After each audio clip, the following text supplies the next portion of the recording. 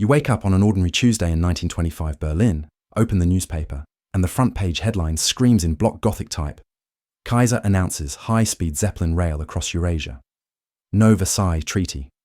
No roaring 20s jazz bars in Chicago. Sorry, flappers. Just a triumph-drunk Reich stretching from the Rhine to the edge of the Urals and passing out victory cigars like it's Oktoberfest every day. How did we get here? Grab a bratwurst, polish your pickelhaube, and let's march through an alternate timeline where the Central Powers actually pulled it off. Imagine 1914 again, but this time German generals dumped the Schlieffen Plan in the recycling bin. Maybe blitzing neutral Belgium isn't our smartest PR move, they mutter, sipping coffee strong enough to restart Franz Ferdinand's heart. Instead, they try Schlieffen Plan 2.0. Slam France, where the border fortifications are thick, but use brand new infiltration tactics. Think lightning-fast stormtrooper raids. Not mustachioed gentlemen walking into machine gun fire. It's brutal, yes, but it spares Belgian waffles and, more importantly, keeps Britain dithering across the Channel. Without a violated Belgium to rally around, Parliament debates intervention longer than the average Edwardian tea time. While London argues about morality clauses and shipping insurance, German artillery pulverizes French defences at Verdun in month 3, and Paris falls before anyone learns the Charleston. Over on the Eastern Front, Germany still treats Russia like a giant piñata filled with conscripts. But now, without the Western trenches siphoning troops, the Kaiser ships an extra 500,000 seasoned veterans eastward. Cue the lightning Baltic offensive. Warsaw captured, Riga occupied, and the Russian supply lines cut quicker than Rasputin's beard at a royal makeover. By late 1915, the Tsar's telegrams could be summarized as "send help," or at least vodka. Revolutionaries sense weakness, and Lenin still gets his famous sealed train ride. Only this time, it's a desperate Hail Mary from Berlin to collapse Russia before Washington finishes its morning caffeine. Within months, the provisional government surrenders in a city you've never pronounced correctly, signing the Treaty of Pskov. Germany carves out buffer zones, a polite term for half of Western Russia, and plants friendly puppet regimes like garden gnomes from the Baltic to Kiev. Eventually, Britain declares war. For honour, balance of power, and because the Times wrote a really scathing headline. The Royal Navy still dominates the sea, but the High Seas Fleet no longer needs to come out and play. Why? Because the war is basically over on land. Germany answers blockades with U-boat diplomacy, sinking anything that floats, but crucially avoids torpedoing American passenger liners.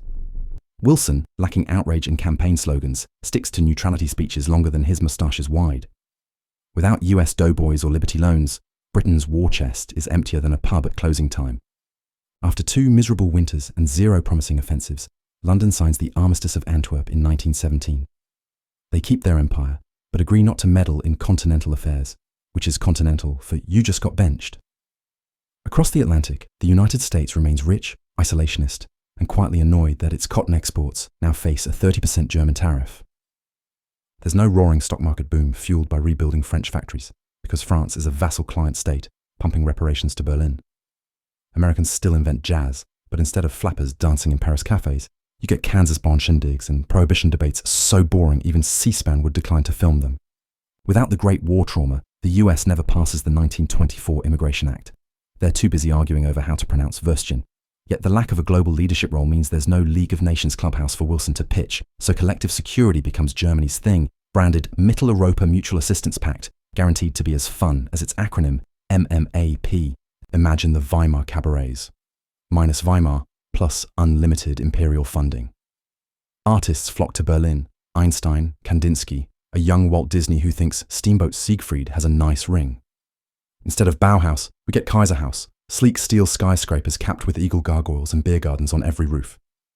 Expressionist films still thrive, but their monsters wear pickelhauben and recite poetry about efficient rail schedules. And the money? Reparations from France and Russia flow like Pilsner. The Kaiser's government bankrolls projects that make the Autobahn look like a country lane. Trans-European maglev lines, Adriatic freight tunnels, and a Zeppelin postal service delivering birthday cakes from Munich to Moscow by brunch. Victorious Germany demands a fair redistribution of global sunshine. Translation: it wants colonies, lots of them. Negotiations in Cairo, picked for the weather, end with the Suez Compromise of 1919. Britain swaps German East Africa and a slice of the Belgian Congo.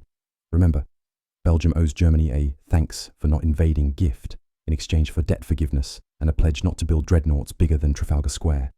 French Algeria. Now an autonomous Reichsprotectorate where café menus list schnitzel au fromage. In Asia, the Kaiser eyes Dutch Indonesia but settles for leasing rights in Java, rebranding Batavia as Neuss Hamburg because subtlety is overrated. Meanwhile, The Soviet experiment festers in the Urals like yesterday's borscht.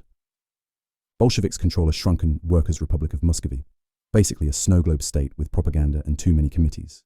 The Kaiser, smug but cautious, builds a cordon of copper and coal, fortified client states in Ukraine, Belarus and the Baltics, each with railways that all suspiciously lead to Berlin.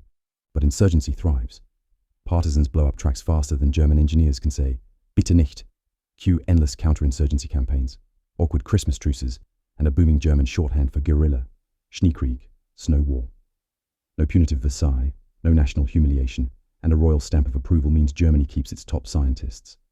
A young Werner von Braun launches model rockets over the Rhine, dreaming of lunar medals for the Kaiser. Instead of the 1929 crash, Europe enjoys a Zeppelin bubble. When it bursts, flammably, global markets wobble, but a centralized German-led banking bloc pumps out stimulus marks like bratwursts at a street fair, averting worldwide depression. Farther east, Japanese leaders study Germany's victory like an overachiever reading yesterday's test answers. They modernize faster, ally with Berlin through the Potsdam-Tokyo Accord, and carve spheres of influence that make a future Pacific conflict almost inevitable.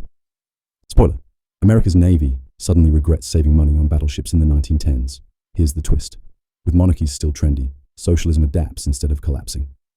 French workers strike under red and black banners, demanding a republic that Berlin politely ignores. Italian futurists, denied their cathartic trench trauma, find new thrills in Art Deco motorcar races instead of black shirt marches. Fascism appears, but it's an obscure niche ideology, confined to a Neapolitan newspaper nobody reads. Picture Mussolini ranting in a cafe to 3 pigeons and a bored waiter. In the US, an uneasy electorate watches the Kaiser's media empire broadcast flawless propaganda reels of marching bands and universal healthcare. American politicians campaign on slogans like "Ford, not Fritz," and argue whether liberty or efficiency wins hearts faster. Efficiency currently leads in the polls.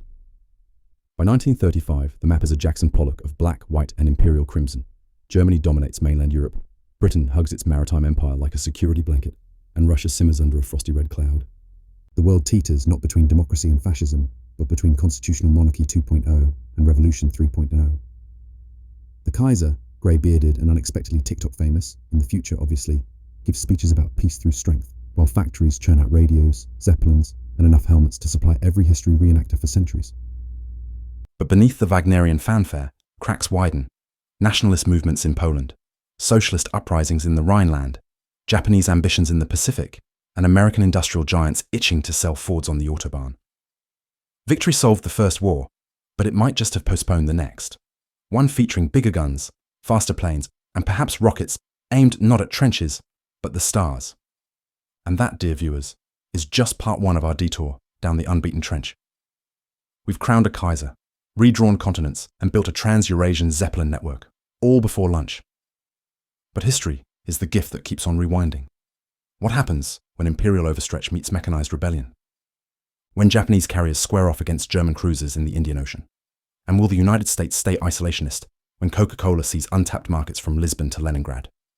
Stick around for part 2, where we test just how long the German century can actually last, calculate the probability of a moon landing featuring an Iron Cross, and finally answer the burning question: can you run a global empire on sausages and optimism alone? Don't forget to like, subscribe, and as always, mind the Schneekrieg on your way out.